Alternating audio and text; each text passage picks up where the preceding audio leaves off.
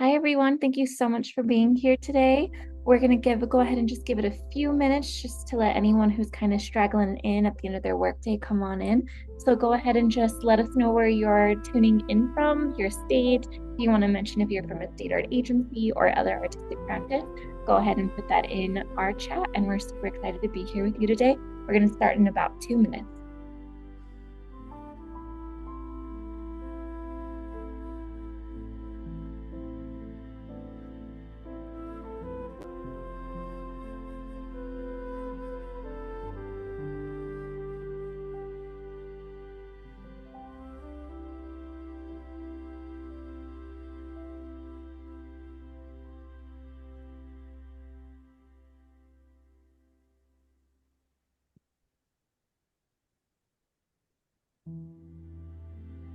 Hi, thank you for everyone who's still just joining us. We're going to start in about 2 minutes. Everybody just get comfortable and feel free to introduce yourself in the chat.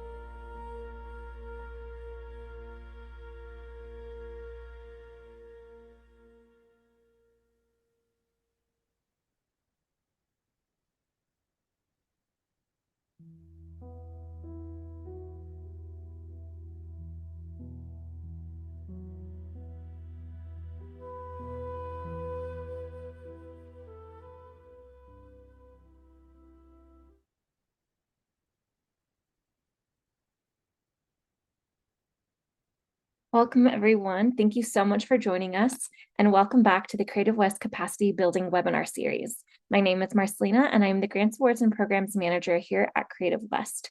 Today's webinar, we're focusing on ASL and CART with special guests from Phamaly Theater Company, Ben Raanan and Corinne Melon.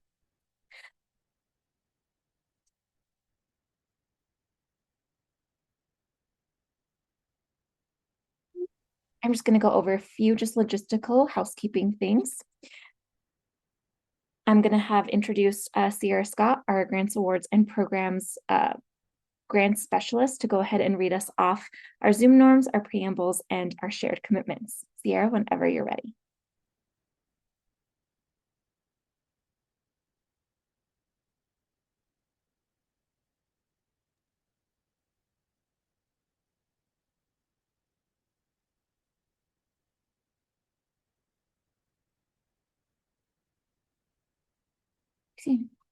Seem to be having just a little technical difficulties, totally fine.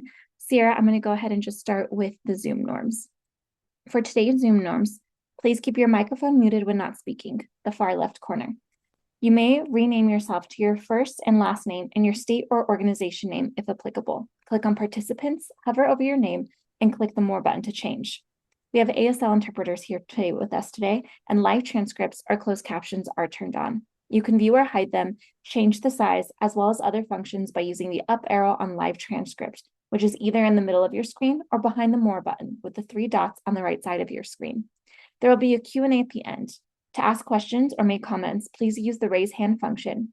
You may also write your question in the chat anytime, and it will be answered during the Q&A. Click on Reactions in the middle of your screen and choose Raise Hand, or click on Chat in the middle of your screen to write your question or comment. Creative West Preamble. Creative West shares a fundamental and abiding commitment to equity, accessibility, inclusion, and belonging. We recognize and greatly appreciate the extraordinary contributions of our team and the impact we seek to have in our communities in the West and beyond. We understand that trust is built slowly with communities we wish to serve that have experienced generational betrayal and trauma. Our shared commitments provide a grounding for generating spaces of trust and safety within our team and in the communities we seek to serve through our work. We are dedicated to seeing these communities reflected in our work over time consistently. Today's shared commitments. We value humility, learning from our mistakes, and asking questions to gain deeper understanding. We feel empowered to hold one another accountable, establish boundaries, and ask each other for help. We lean into discomfort by facing challenges and conflict with openness and grace. We stay present by listening actively, being mindful of body language, and participating to the fullest of our ability. We share from our own experiences and grow as a team through the inclusion of every individual voice. We prioritize accessibility and are mindful of our language in ensuring belonging for all.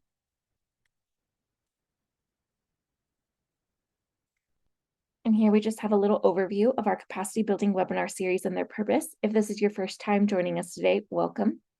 The capacity building webinar calendar is designed to provide a strategic, inclusive, and responsive learning series for individual artists, culture bearers, and arts organizations across the Creative West region and beyond. Grounded in feedback from the FY25 series, the dual stream approach intentionally separates webinars for individual artists and arts administrators, allowing each group to deepen their skills in areas in the most relevant to their practice or operations. It is my distinct pleasure to go ahead and introduce to you our speakers for today. Ben, he, him is the artistic director at Phamaly Theater Company.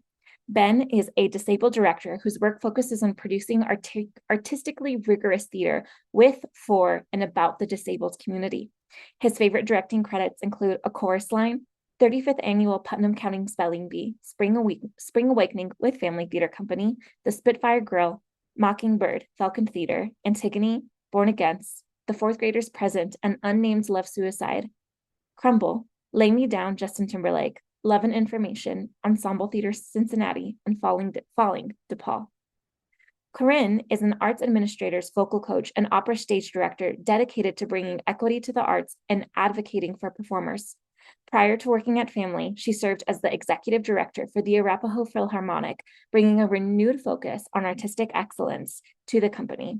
Corinne founded and served as the executive artistic director of Denver Immersive Opera, a company dedicated to supporting female-identifying and LGBTQIA artists while creating immersive operatic productions that resonate with modern audiences. She has also served as the production manager for the Boulder Opera Company and company manager for Boulder Music Institute. Corinne holds a performer certificate in voice from the University of Denver, a dual MM in opera and musical theater performance from Arizona State University, and a BM in voice performance with a minor in theater from Middle Tennessee State University. Corinne Corinne has CPTSD, anxiety, and depression. Welcome, both of you. I'm super excited to have you here today. I'm going to go ahead and stop sharing my screen. And I'm going to go ahead and spotlight you, dear. Amazing. And when either of you are ever ready to get started, and who wants to go first? Hi, everyone. Very happy to be here. I think we are going to have a very kind of nice, easy chat, rather than a big, huge presentation about accessibility, specifically universal design, and what we do here at Phamaly, as well as accessibility as a whole. So I'm going to pass it off to Corinne, who will be starting us off with some of the history at Phamaly. Then I will take on a bit of what accessibility and universal design means to us from a broad scope. And then Corinne is going to end us before the Q&A with types of services we have directly here at Phamaly. And so I'll pass it off to Corinne. Let's see here. Sorry about the quick joining. Lena, can I share my screen or Yes, not? Yes, you can. I made you a co-host. So Oh, thank you. Okay, let's see here.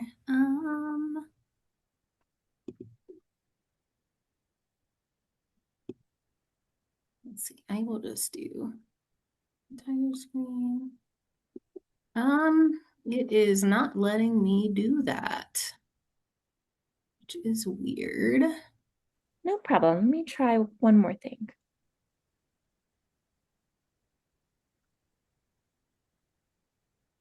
Let's see. It should do it now. Okay, great. Let me try just, there it goes. All right, now, sorry, y'all. We are in the middle of a lot of craziness at Phamaly, as we always are. So we are running around. Let's see here. All right. Continue screen. Great. All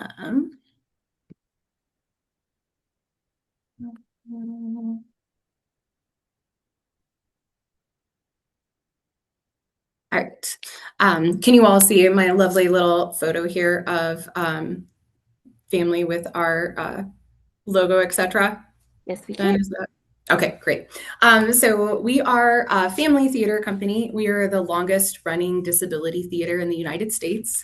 Phamaly was founded in 1989 by five friends who went to the Betcher School for Crippled Children, was what it was called. They were all wheelchair users and wanted to continue doing theater after they graduated, and a lot of the time they couldn't even get into the theater. So they founded their own company, which was called Phamaly, the Physically Handicapped Amateur Musical Actors League. Their very first show was Guys and Dolls, which is what this photo is from.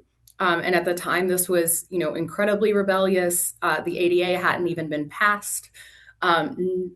We did not, like I was saying, they couldn't even get into most theaters, much less audition, just because the accessibility wasn't there. Since then, Phamaly has grown from a community theater to an internationally known professional theater. And our founders and some of our actors from our very first show are still active in the community. And then I think I was going to pass it back to Ben for a moment here. Amazing. Thank you very much. So yes, we are the longest running disability theater in the United States. I'm going to be talking a little bit generally now, and then from there, I'll pass it back to Corinne. So, what is access? What does it mean? Let us perhaps start with the dictionary definition, which it is the inclusive practice of designing environments, products, or services so they can be used by people of all abilities. It removes barriers such as physical obstacles or digital limitations, ensuring that everyone, regardless of physical and cognitive abilities, can participate equally and independently, is the dictionary definition. For me, as someone that like, what is this in practice?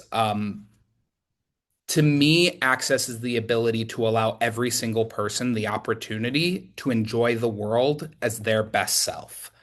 So we think about that a lot of times when it comes to the disabled community because the word access is associated with the disabled community. So we think about ramps, we think about ASL interpretation, we think about captioning.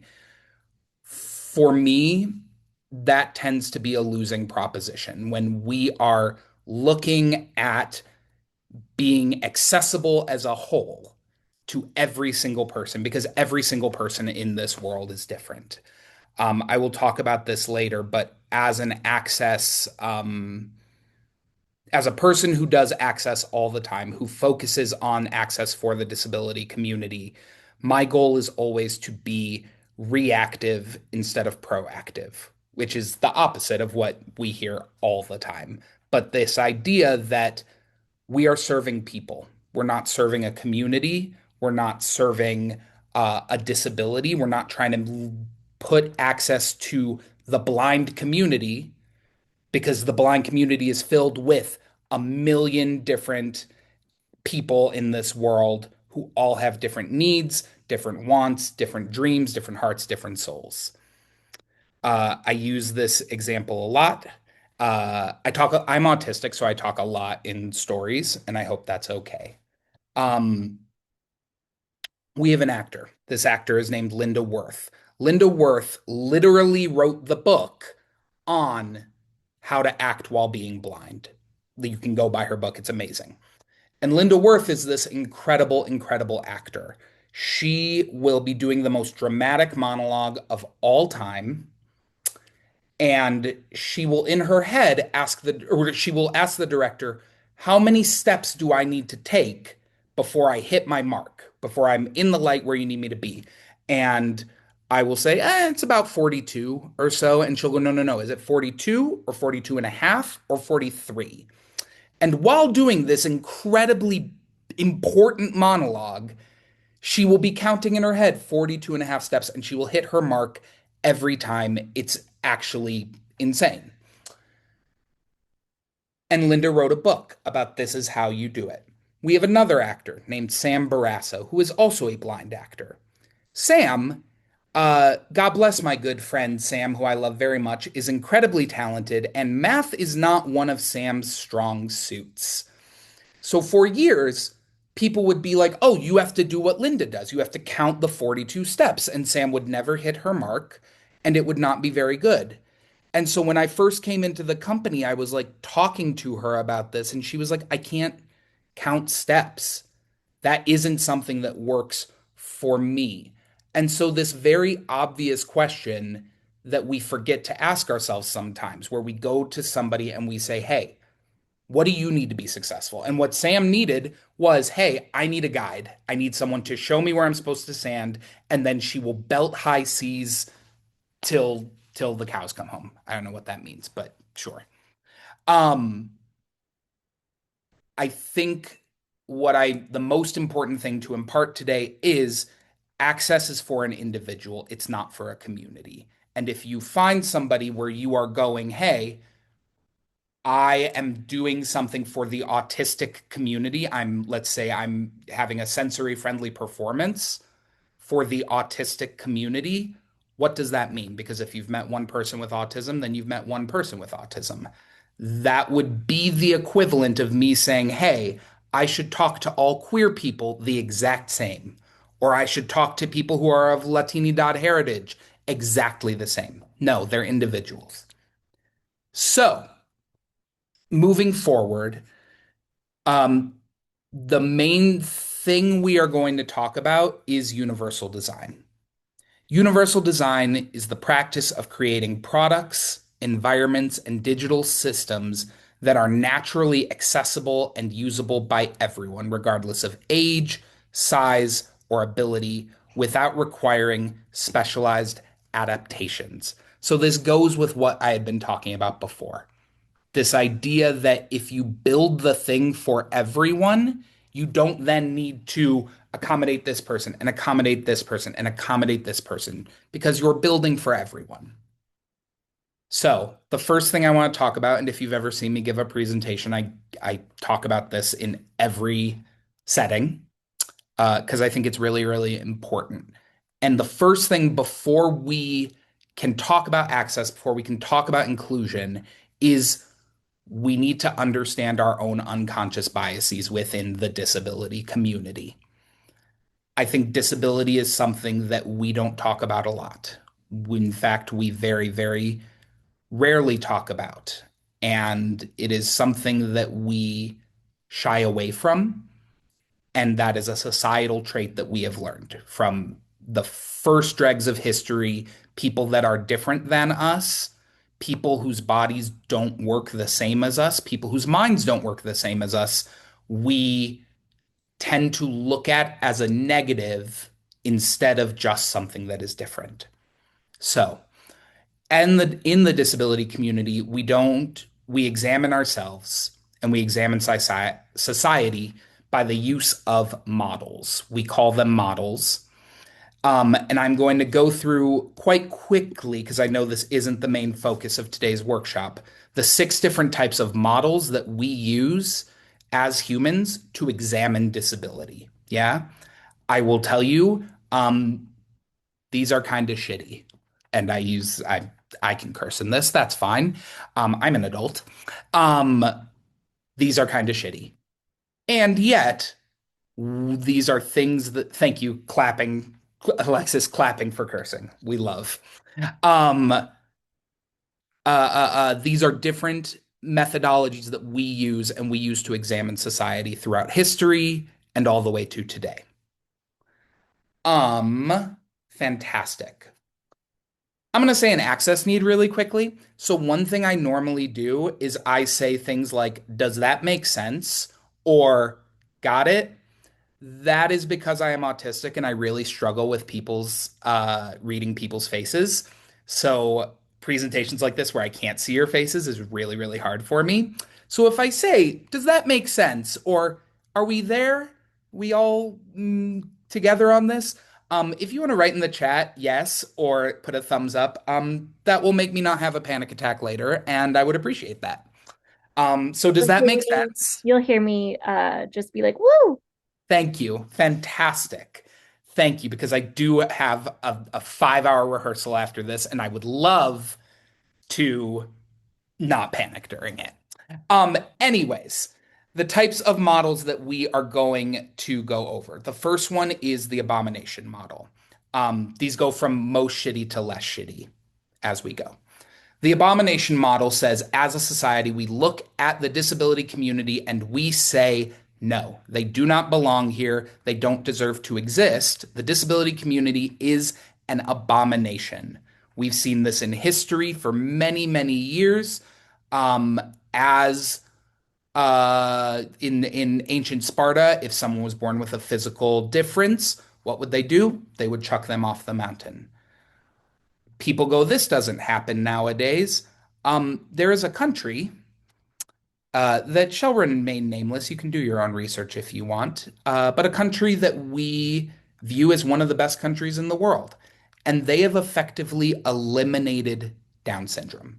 Because if you don't know, you can test for Down syndrome while a child is in a womb. And if you are in this country, the doctors pretty much tell you you should have an abortion. Now, obviously, this is not something about pro-life, pro-choice, but the doctors pretty much, I don't want to use the word force, but I am thinking about using the word force, is what I will say, uh, to abort your child if they have Down syndrome.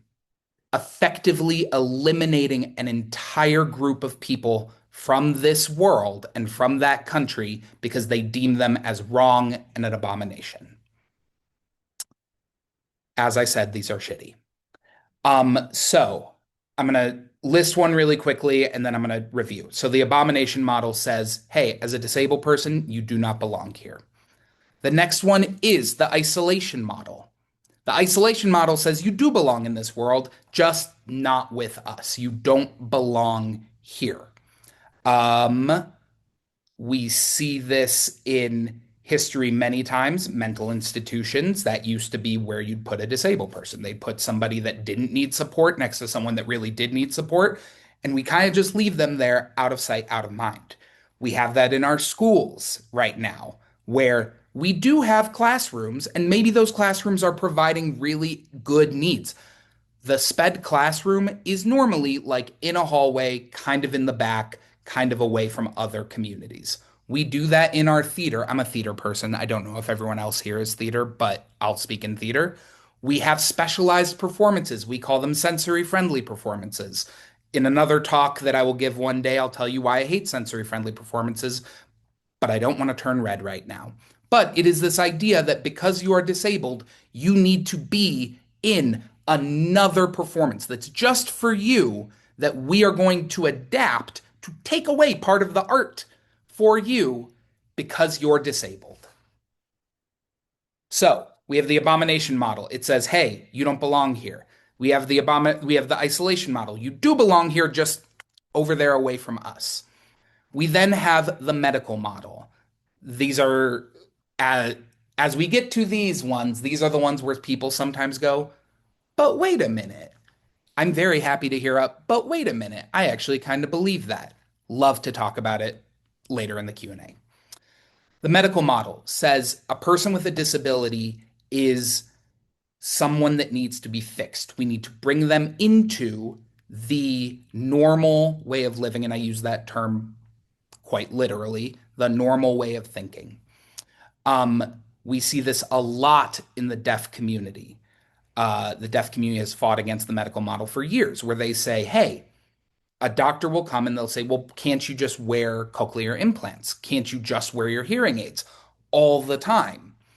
First of all, if you've ever heard what you hear when you hear cochlear implants, that's not hearing. That is something very, very different and not terribly pleasant. In addition, the deaf community comes back and they say, hey, I could go through this expensive surgery. I could go through what is quite a painful existence, or we could learn sign. We could create a world where signing is not looked at as something different, it's looked at another language. Why do we, as the disabled people, have to go through all of these different things? I will not share this story for time's sake. Maybe I will share this story for not time's sake. In addition to my autism, I have a condition named Erb's palsy. You probably can't see it, but my arms are two very different lengths. Mac is doing that thing where they follow me. My arms are two different lengths. Don't worry about it. I also am in a lot of pain all the time. I had this girlfriend who was a scientist. It was very strange. I was dating a scientist, little artsy Ben. And one day, in a day of particular pain, my arm was hurting and she started looking up surgeries that would help. She wanted to do her research as scientists tend to do. I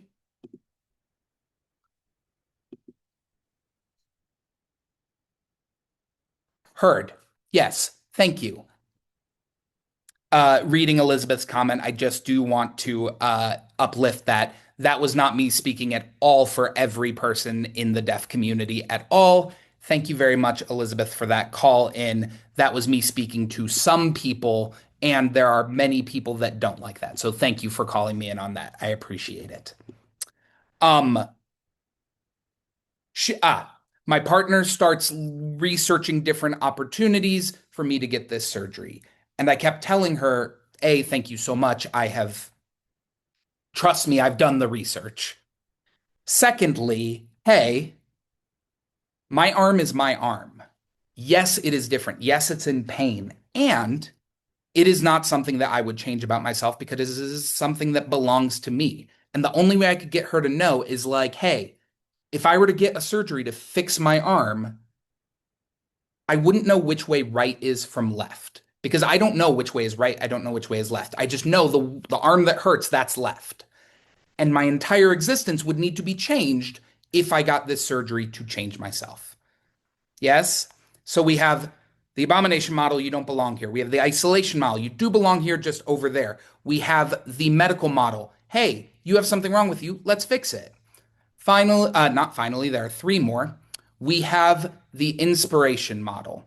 The inspiration model is one that we are very familiar with. It is that a person with a disability is a beautiful, lovely soul, and everything they do, we need to applaud and uplift because they are amazing simply by virtue of being them. Which is very condescending and can be very, very patronizing as a human being. We see this a lot in our communities. We see this especially has been elevated since the invention of YouTube. We have all seen these videos. Perhaps some of us like these videos. You see quarterback asks girl with Down syndrome if she will go to the prom with him. And if you look at the comments of those videos, the focus is not on the individual. It tends to be on the person. Wow, they really raised that guy amazingly. Wow, he's incredible. Asking this person out. We see this on videos where it's, hey, worker who has cerebral palsy gets a raise and has been working there for 20 years and has a party in their honor. And when we watch these videos, it's not actually, I think, about the person or celebrating the person. It's about making us feel better. It's about us having a cathartic experience. So we have the inspiration model. So Abomination, you don't belong here. Isolation, you do belong here, just over there. Medical, hey, there's something wrong with you. We have to fix it. Inspiration, oh my God, you're so amazing by just being yourself. We then have the charity model. The charity model says, here's a nice piece of trivia for you. The word handicap, this is the etymology of the word, originally came from cap in hand, which means a disabled person should have their cap in their hand asking for money. And it is our job as people who are not disabled to provide for them. And yes, there might be people that need charity. There might be people that will need um, impact in their life that can only be provided by those who are not disabled. And to look at a human being as a charity case, once again, is condescending. It is once again patronizing. A human is a human being no matter what. And I think that's something that I do want to impart of like a lot of our organizations look at access as something that is charitable. It looks at it as I should provide ASL interpreters just because that's good. And when you're doing that, you're like taking away somebody's need to communicate and trivializing it by making it seem like something is wrong with them. Access to me is an opportunity for us to grow our audience bases. It is an opportunity to welcome people into space, not because they're charitable, but because we live in a capitalistic society where our job as leaders is to increase our audience base. And 1 in every 5 Americans is disabled in some way. So great. Abomination model, you don't belong here. Isolation model, you do belong here over there. Medical model, hey, we need to fix you. Inspiration model, oh my God, look at the sweet little disabled person. Charity model, it's my job as an able bodied or neurotypical person to provide you access. Finally, and this is the one that a lot of people, disabled activists tend to subscribe to right now, is called the social model. Um, I tend to have a little problems with the social model, which puts me at odds with a lot of people in the disabled community, but that's okay. We're not going to get into it. I will tell you a brief little anecdote of why it doesn't always work for me.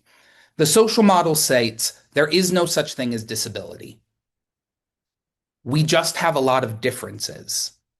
It is the society we are around that makes us disabled, that disables us. So, for example, all 3 of the people currently spotlighted are wearing glasses. As a society, this is accommodation. If I take my glasses off, I can't see a thing. But because we as a society have decided that this is a normal accommodation, it's fine. And we have glasses. And if someone were to come to my theater and say, hey, I have a disability, I need to wear my glasses, we'd have to have a talk about that. The clearest example that sometimes people use about this is people in wheelchairs. People in wheelchairs are only disabled because the society has built a world where we use stairs instead of ramps. If, as a society, we had just built ramps and normalized that, there wouldn't be disability, there would just be difference. So we are the ones disabling them. We the greater we. Um, I will not get far into this because I know we are running out of time. Not running out of time, but I'm running out of time and I don't want to take all of Corinne's time. Um, my personal thing, and we can argue about this over coffee sometime. Sometimes I think the social model, people go, yes, that's it, because it takes the onus off the disabled person and onto society, which is fantastic. And it sometimes leaves out those in our community who are not able to advocate for themselves. People who are nonverbal, people who have severe cognitive disabilities, people that we have linguistic privilege over, people that we have advocacy privilege over, and I will say the term cognitive privilege over. That's for another time. I'm happy to chat about that, or if someone has a question about that, I'd love to chat about it later. Um, So, how does that all make sense? Did I just make that sense? Can we, yeah? Yeah, fantastic. Thank you. Thank you, thank you. If there are questions, please let me know. Um, so where does access fall into this? Why is this useful to us? We cannot provide access unless we examine how we think. I spend every moment of my life working with disability, whether it's my own disability, my actor's disability, my brother's disability. There is not a moment in this world when I do not look at disability. And there are times in my life there are times every day, I should say, where I fall into these traps. I will look at somebody who has a disability and I will find myself going, oh man, I'm scared to walk over there and talk to them because they have a disability that's new to me. Uh, there will be, which the abomination model, there will be times when I will go and I will see somebody on stage who's trying their heart out and it's not terribly good, but I'll go, God bless them, look at them trying. And this comes from someone who, like, all I do is access and inclusion. And we cannot work to make our spaces accessible unless we are doing the work ourselves and able to call ourselves in this moment. So sorry, I forgot my texts are connected to my computer. I will talk to you later, Casey Myers. Anyways, that was very autistic of me right there. Anyways, um, how do we make ourselves accessible in our space? Excuse me. How do we make our spaces accessible? Yes, there are very specific things we can do. We can hire interpreters, we can hire captioners, we can build ramps. It's a losing proposition, I think, sometimes, because when you try and provide access for entire groups, you aren't, everyone has different access needs. Everyone has something different. If you try and do everything, you won't be able to hit everything and then you will fail. What I like to think about access is changing an environment. How can I create a space where a person is able to advocate for their needs in this world? Now, unfortunately, as a society, we have not been very good at this. And for years and years and years, we have shut out the disabled community as much as possible. Unless something is as easy as throwing on a pair of glasses, we don't really do it. We're not used to it. The idea of inclusion at the level we are talking about right now is such a new idea based upon the history of the world, right? We've been talking about this, what, 20 years in the 2000 years that are in AC? That's insane. So, what we have to recognize is the community is used to a world where they have been punished for having needs. And so, people are not going to immediately just jot out their needs. People aren't just going to go, hey, here's what I need to be successful in this situation. Some people are. Of course, I don't want to make the same mistake I did earlier. I'm speaking in generalities, of course. Um, but it is our job to create an environment where access and inclusion is the norm and not something specific. So, how do we do that? How do we adjust the disabled community's expectations? I don't know if you have ever been in a space where someone goes, hey, just so you know, I am not racist. Has that ever, in the history of history, ever convinced someone, hey, that person's an ally, that person is safe? No, we don't really do that, or I should hope we don't. We have to do it through our actions. It's the same thing. I can go into a space and I can go, hey, just so you know, I care about your needs, so please come tell me your deepest, darkest vulnerabilities in this first 5 minutes of the class. Um, Even though we don't really know each other, I haven't really actually introduced myself. No. What we, I think, need to do is focus on creating access through universal design and creating the environment that we change. So when someone walks or rolls into my room, whatever I'm doing, whether it's a theater, an opera house, a rehearsal room, a classroom, are there clues I can give that are nonverbal that show your needs matter? Are there fidgets just sitting there? Are you putting a visual description on each picture that you put in? Are you, as you uh, teach or talk, incorporating the simplest of signs every now and then? Right now, I always just say thank you. I always just say thank you with the sign for thank you. Do I speak sign? No, I do not speak fluent ASL, but I think in my idea, putting a little bit of ASL, yes, yes, no, bathroom, things like that, lets somebody know, hey, if I'm someone that needs access, I can go and talk to this person because it's built into the environment. When people see that their needs matter to you, they understand they are in a safe space. They understand they are in a space where if they advocate for what they need, whether it's possible or not, because not all needs are possible, they will at least be in a space where you can go, hey, I can advocate for who I am, who I belong, how I belong in this world, and we can open a conversation about it.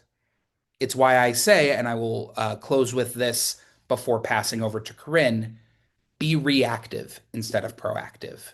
If you are trying to be accessible to every single person, it's not going to work. Instead, create an environment where you have the ability to be reactive. You know about disabilities. You've created an environment where people go, yes, this is a safe space. I can come to Ben and say, hey, Ben, can you speak a little bit louder? Or, hey, Ben, uh, I need to be a little bit closer. Or, hey, I bought this ticket thinking I was in the right section, and I actually am in the section where I can't see the interpreters, and I'm embarrassed, so I don't want to actually tell you. I'll just not have an interpreted performance. Please don't do that. Create the environment where people feel they can come and talk to you as a human being. Even to the degree of if you don't identify as disabled, create an environment where somebody can go to you and say, hey, I had a really bad morning and I'm not really in the space to talk much right now. Or, hey, I my kid had an issue. I'm going to be checking my phone to make sure he's okay every now and then. Create that environment. With that, I'm going to pass over to Corinne, who's going to talk more about the specifics that we give at Phamaly as a organization that deals with the disabled community. Not deals with, that sounded horrible. There you go. Bad. That was bad model. That works with and uplifts the disabled community. Thanks, Ben.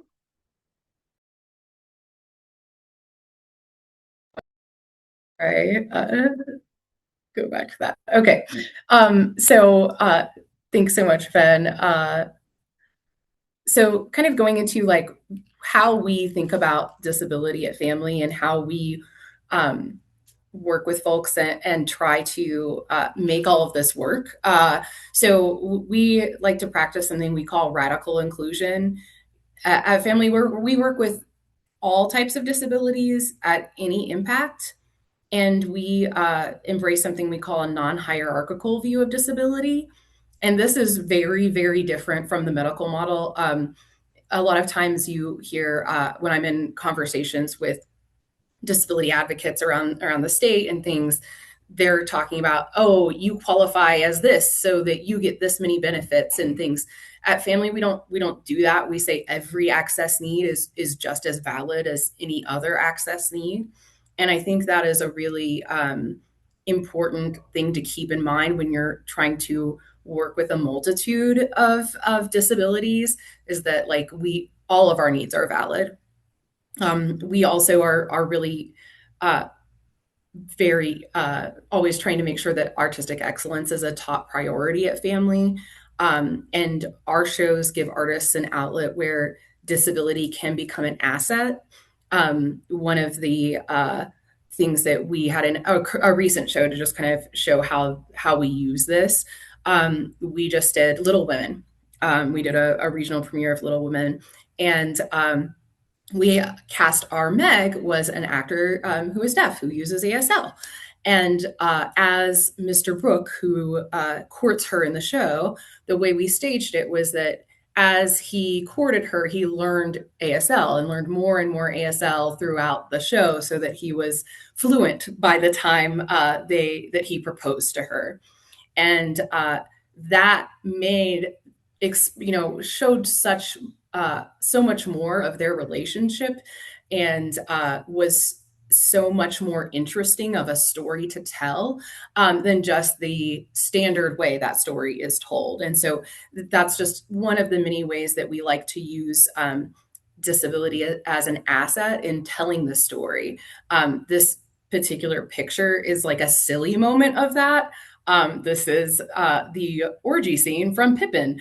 And we had one of our actors who uses a wheelchair take Pippin in her lap and roll him across the stage, which was hilarious. So it can be something very heartfelt and very important to the storytelling, and it can be just something funny.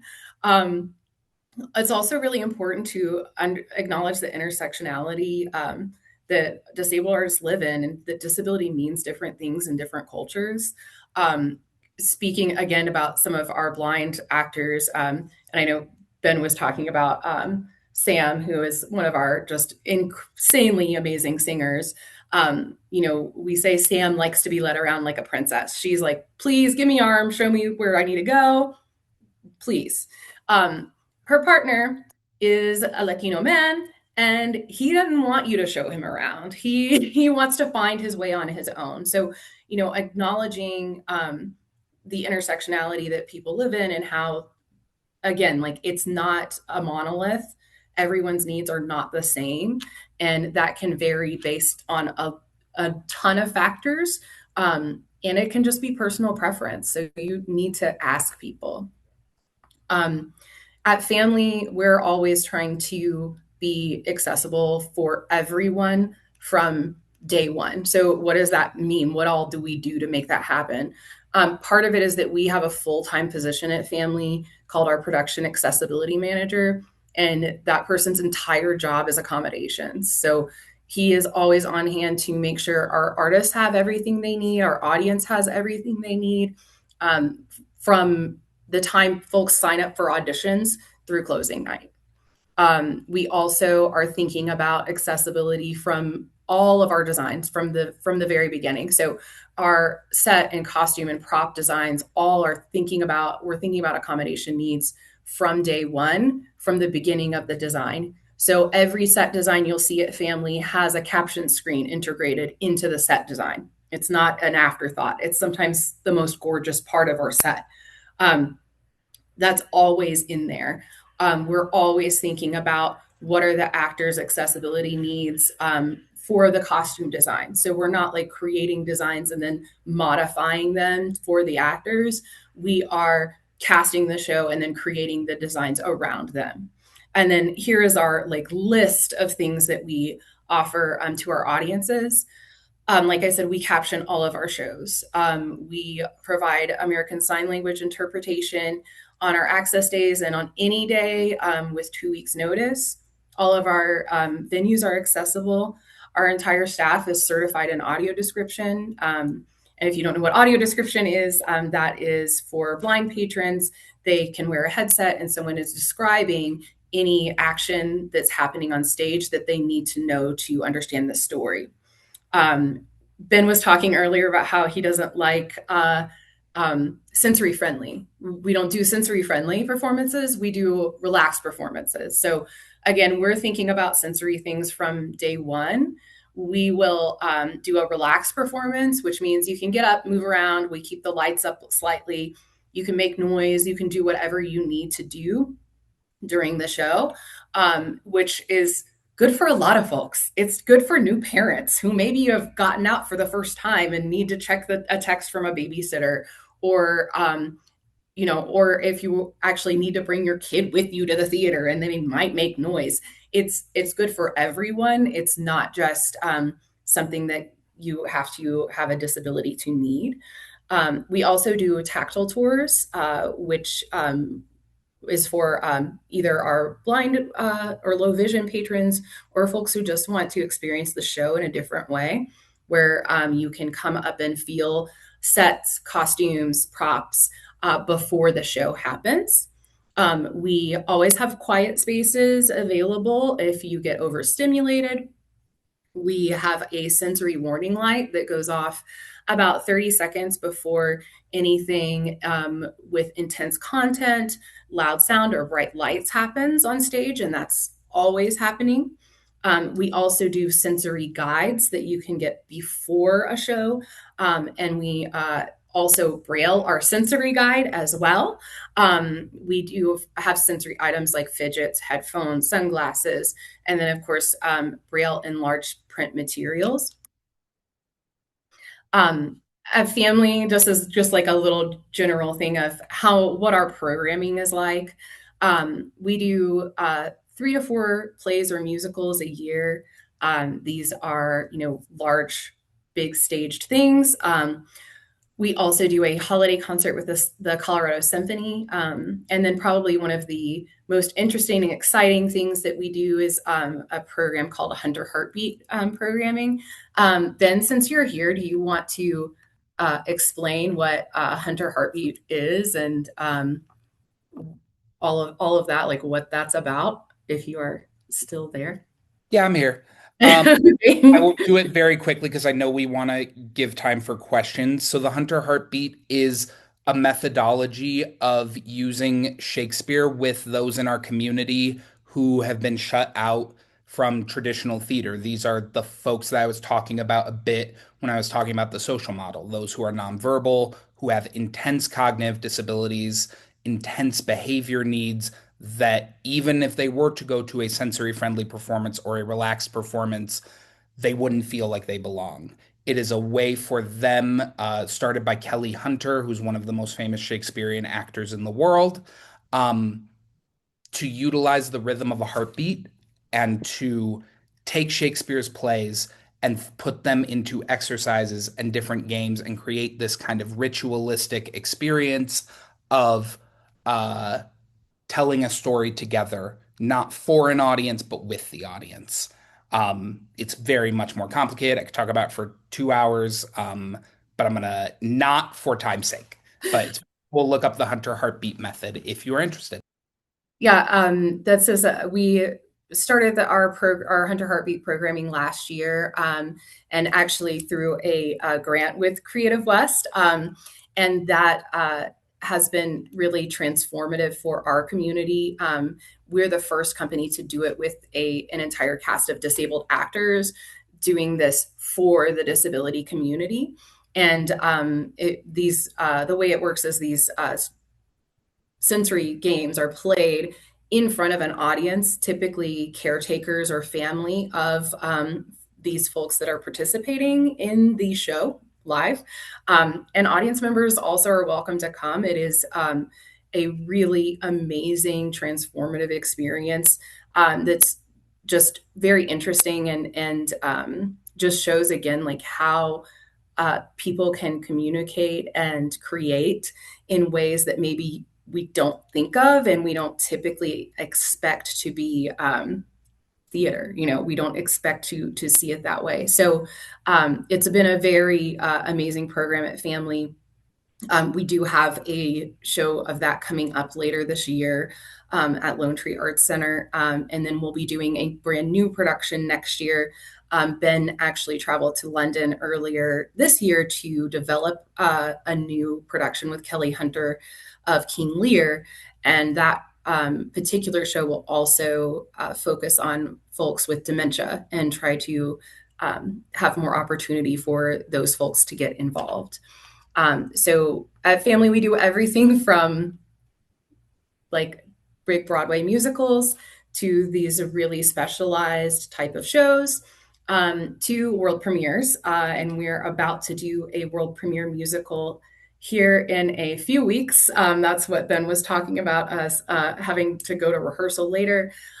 Right now we're working on 504 the musical. This is a fictionalized story of the 1977 sit-ins for disability rights. and is an amazing script and show that we're incredibly excited to present to the world. If you are in Denver, August 6th through 23rd, we'd love to see you there. And that'll be at the Denver Center for the Performing Arts. And that is all that I had. I think we have plenty of time for comments, questions, discussion. Yes, I really thank you both so much for your incredible just contributions that you made today, all of your wisdom that you brought to the chat, and all of the incredible things that you just brought to this webinar series. And I do want to open up to anybody that has any questions. I know I for sure have a few of my own, but if you would like to come off mute, raise your hand or put them in the chat. And just to kind of get everybody started, I really, just as someone who has seen your work, really seen Phamaly in action, what has been one of the most transformative experiences that you've had as a maker of theater, a maker of arts, in terms of being able to bring access to the arts world? So, like, if you could pick one show and say, I'm really proud of this moment and what we were able to give to this actor, what would it be and why? Yeah, I would say chorus line. We did a all disabled chorus line that is a show that while the message is anybody can dance, you do it for the love of the game, you do it because you have to, has traditionally been done with very skinny dancer-like bodies, people that can do rangetes and all the everything. We did a version that I'm very proud of where we just looked at dance and examined it from the inside. The small version of it is there's a song called I Can Do That. It is a tap dance number. It's the first main number in the show. Um, we had an actor in a wheelchair. Actors in Yeah. wheelchairs can't tap, says the world. But when we look at the mental model, we invented what tapping is. We were the ones that took pieces of metal and glued it or nailed it into someone's shoe and told them how to make rhythm with it. So, re examining what dance was, taking off those taps, buying taps for like $10 and sewing them onto gloves. So, this actor who suddenly was playing on his wheelchair, we cut up a piece of dance floor and held it up so he was playing rhythmically on the dance floor. Um, it was the type of thing where I'm like, hands are much more dexterous than feet. It's actually a better rhythmic experience to have somebody with taps on their hands versus their feet. And it's just that kind of like, as Corinne was saying, radical inclusion. How can we change our own mental models into something that is beloved by everyone? Yeah, I mean, I think Chorus Line is definitely one of our like top productions that we've created at Phamaly since I've been here. I also really loved our production of Dance Nation because if you don't know the play Dance Nation, it is about preteen girls and how disgusting and weird and gross puberty is, and vicious and feral preteen girls can be. And I think we always see so much of that inspiration model, right, that Ben was talking about, especially when we talk about teenage disabled girls. They're, you know, uh, just so inspirational. Or if you think of like the Glass Menagerie and those kind of depictions of girls with disabilities. And so to have the most lewd sign language you have ever seen, and disabled girls spreading period blood over their faces in front of the audience, and disabled nudity on stage, I think is just it really shows how, we're just people. We're all people. And that was a production I was very proud of that we produced last year. That's amazing. Thank you so much. And I see that we do have a couple questions in the chat. For some reason, Sierra, do you mind reading that first one out loud? My chat isn't box isn't popping up. That would be great.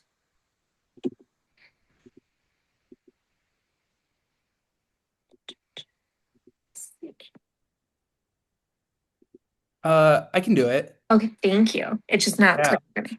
No worries. Rachel, I believe, is the first question. With all the models and able to self-assess, what is a balanced and healthy way to improve in our thinking patterns? Such a good question and something that I was going to mention and didn't. So thank you for bringing it up. Um, I think we as a society has lied to us for a very long time. Society has told us that people with disabilities aren't fully functional, they are not normal, they are gross, they are whatever of the models you want to pick. What I think we need to recognize is we have to give ourselves grace. We have to give each other grace. That was one of the first things I did when I got here was I made sure the word grace was added to our values. Um, we're not going to get it all right. We have not done enough research and critical thinking as a society to be able to actually be perfect. It's not possible.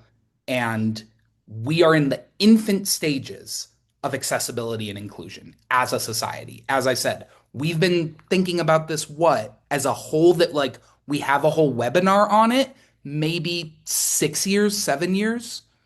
We've been thinking about this as a whole for 20 years, maybe. We need to give ourselves grace. We need to give each other's grace. We need to call each other in rather than call each other out. And I will tell you this, and I say this a lot, the worst thing you can do for the disabled community is decide that you're scared and not do anything at all, which is, I think, something that happens quite a bit in our society. We're so scared of what would happen if I mess something up that we go, you know what, it's better not to do it. Um, Trust me, it's worth it. You'll meet the most amazing people you will ever meet. And I believe this. Most people with disabilities will come with love if you come at them with love. Um, if you come at them with hate, they will come with hate. They're very tough. But um, changing that mindset from not a place of wrong versus right into more of a learning opportunity is what helps. And everyone does it. I do it and I spend all my life talking about disability. Anything to add there, Corinne? No, I think that leads really nicely into the next question that was on here, Yeah. because someone was asking, as a municipality that offers free arts programming, what could we do to increase our welcome to the disabled community? We always say, like, pick one thing to start with. Don't be overwhelmed by all of the things that, we've mentioned today. We spend a lot of money as the budget person. We spend a lot of money on accessibility. It's one of our biggest line items as a disability company, and not everybody has that budget, but start with one thing. Pick one thing that you can do, and then don't expect it to be, when you do that one thing, to suddenly have, if you offer one ASL performance, to suddenly have 50 folks that need ASL to show up. You have to do it for a while until people realize you're a safe space. So, do that ASL performance, and it might be several years before you build a following.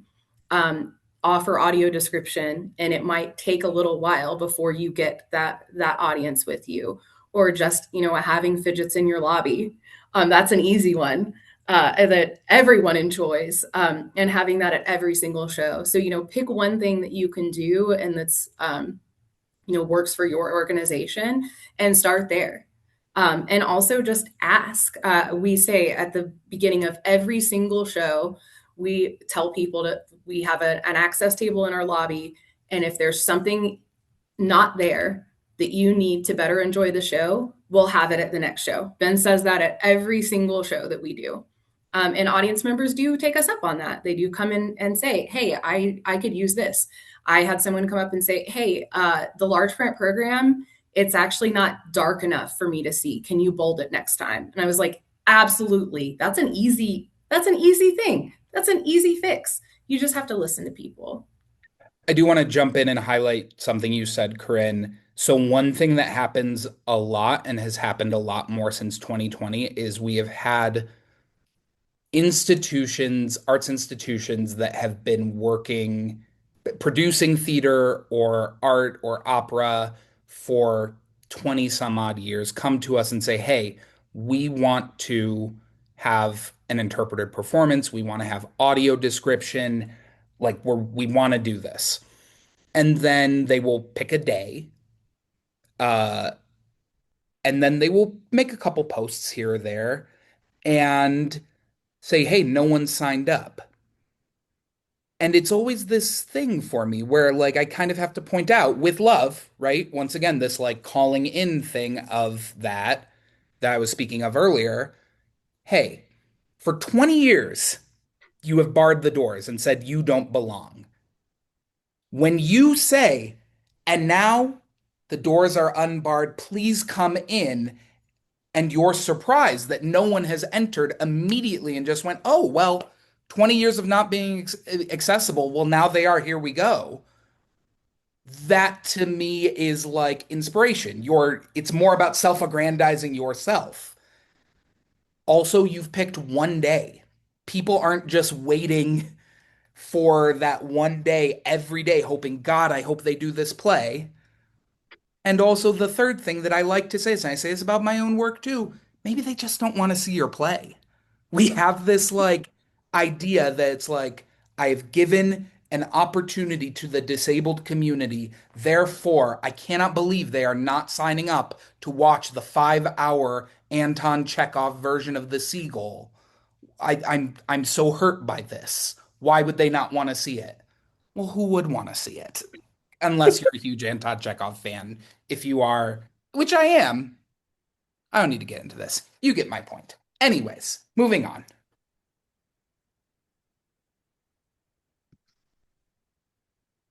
No, that was great. I do have one more question. While I'm sure some things are maybe populating in the chat, just something that Ben, you and I have discussed a lot in terms of intersectionality when it comes to accessibility and what you have seen as something that you find successful at Phamaly Theater Company and something that you are still working on and that you are seeing overall needed in accessibility.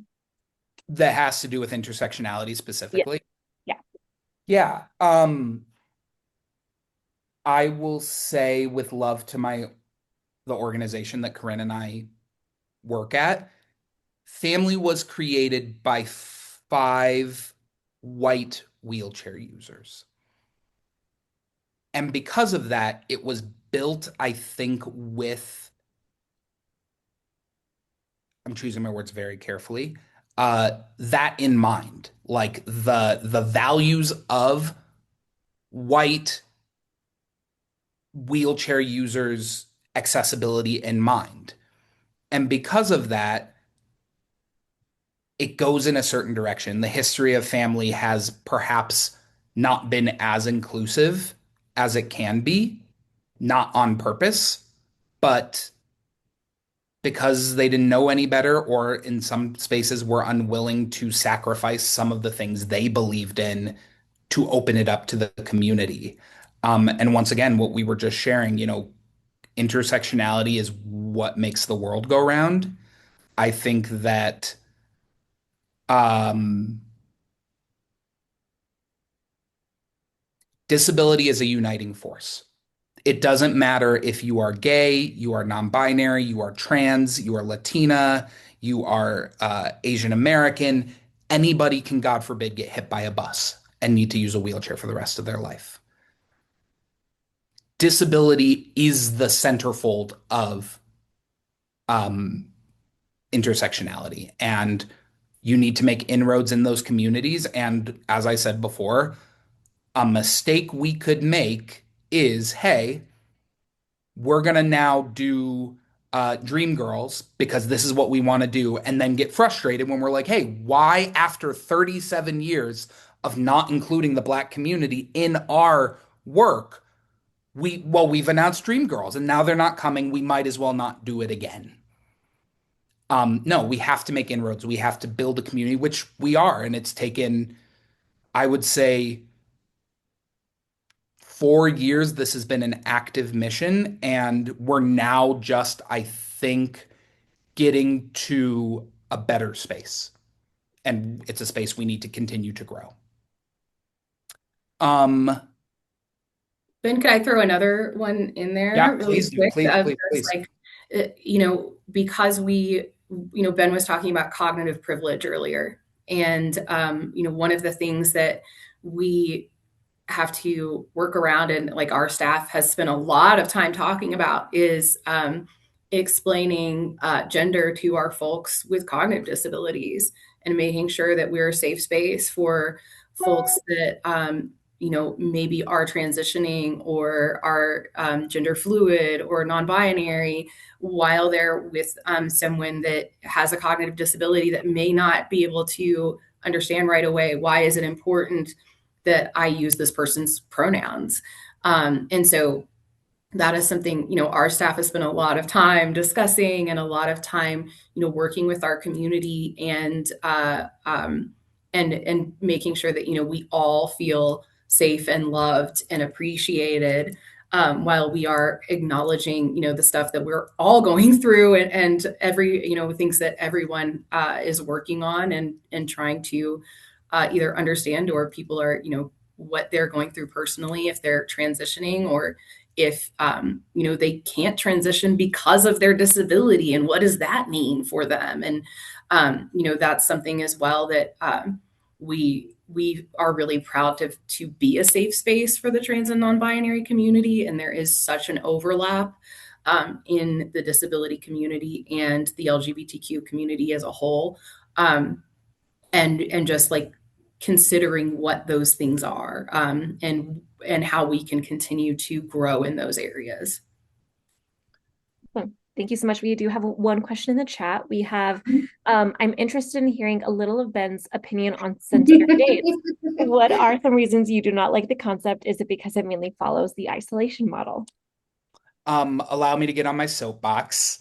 To preface this, this is not the general opinion of most in the disabled community. This is my response to something as a disability advocate, and I go back and forth a lot with the community on this, so please don't take this as law. If it speaks to you, amazing.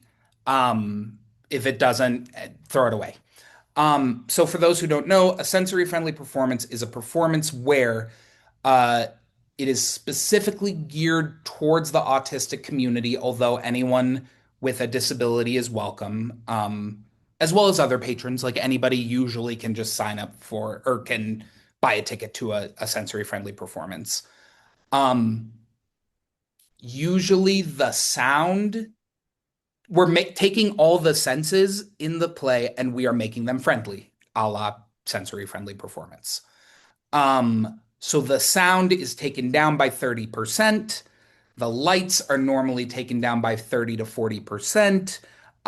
Sometimes the acting, if there is a moment that is very loud or very intense, the actor will temper themselves a little bit in order to provide a space for those who have sensory sensitivities. Here is what I will say about that. So, the performance on Broadway that has had the most sensory friendly performances by far is The Lion King. A lot of us have seen The Lion King on stage. It's amazing. Without the technical aspects of The Lion King, it's not very, like, you go there to see the tech. Like, that's what the main focus is. Also, where is The Lion King located? It is in Times Square. So, we can do all we want. We can take the sound down, we can take the lights down, and the minute the individual walks out of the theater, we are overloading them with senses. So, we as a community need to understand people have ways of dealing with things, right?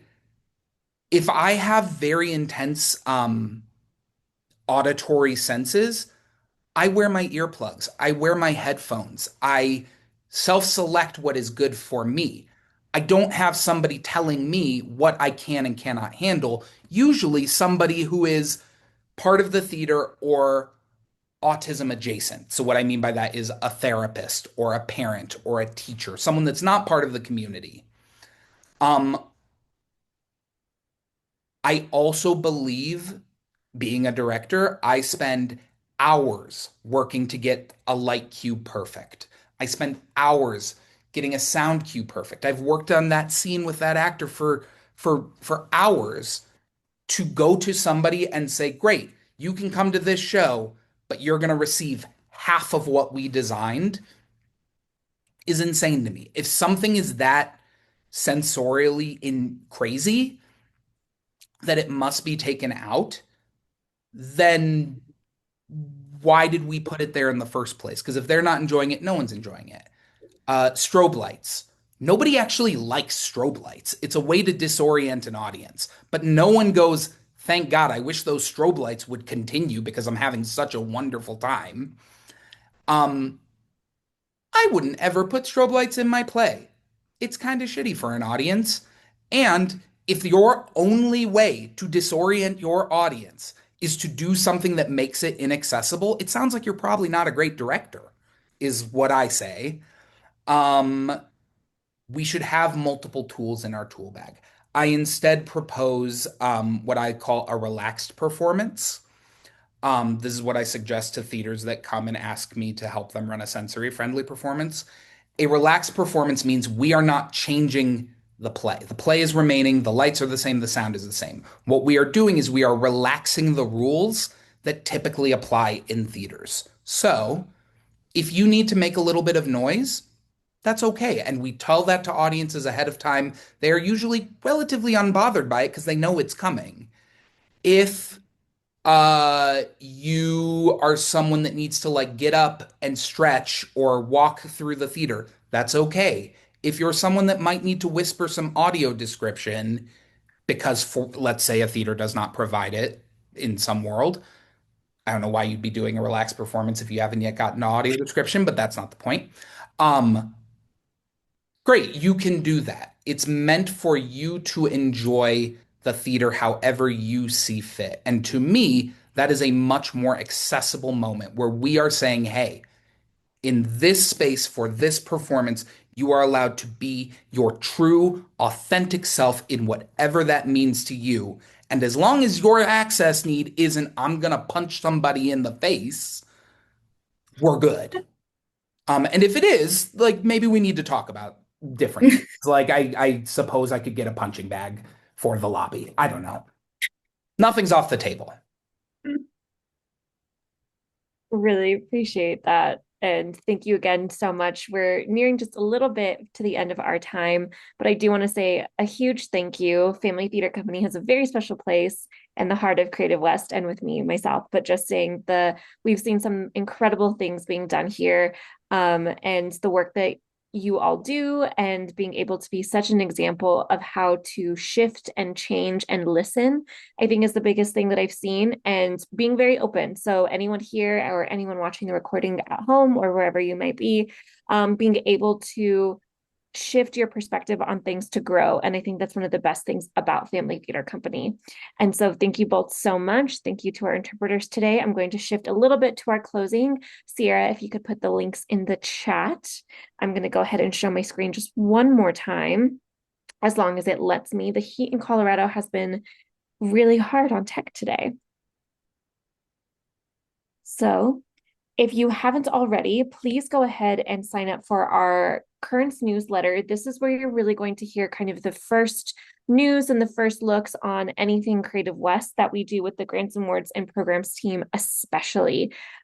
We put any of our grants that are coming out here. There is a QR code as well as a link in the chat to go ahead and please sign up for that. That is the first place that you'll hear about upcoming grants. We do have some announcements that are coming forward in terms of individual artist-based grants that will be coming out later in this fall and winter, and as well as any announcements that have to do with our federal grant, Tour West.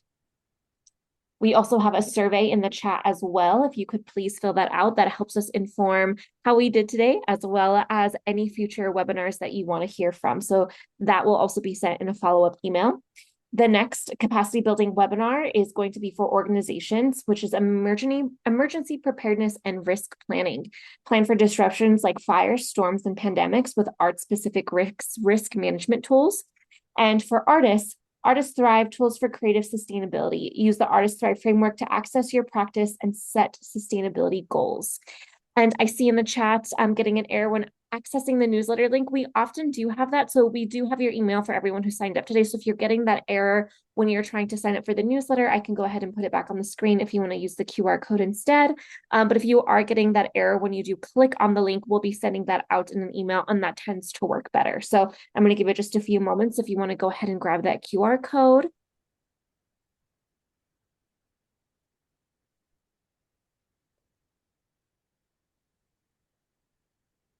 And so thank you so much, everybody who joined us today.